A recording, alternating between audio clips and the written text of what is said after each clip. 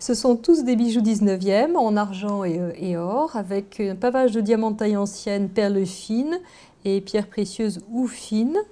Et nous avons ici, donc, par exemple, une magnifique libellule dont les ailes sont fixées sur ressort, ce qui permet un mouvement, donc, dès qu'on le porte, ce qu'on appelle les trembleuses. Et donc, c'était une caractéristique de ces broches.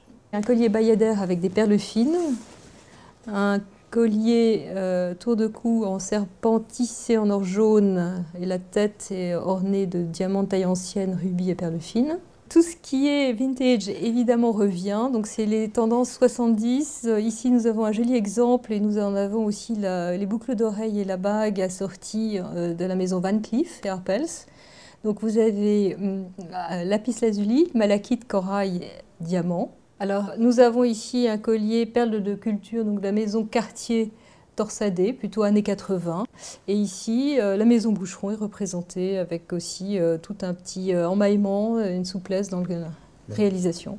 Et alors, évidemment, on ne peut pas parler de cette vente sans évoquer des diamants. Certains sont avec des très belles couleurs, avec des extra blancs et même des blancs exceptionnels ici.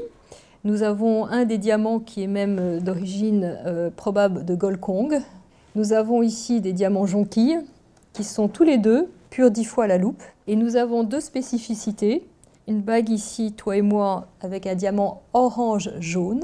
Et l'autre, c'est un diamant vert, 1 carat 50, fancy green. Alors la fourchette de prix va toujours d'une large fourchette qui est de 100 € à plus de 200 000 €. Il y en a vraiment pour tout le monde, avec toutes les époques, puisque nous allons du début du 19e jusqu'à nos jours, avec une ligne de conduite toujours. Le point commun, la qualité.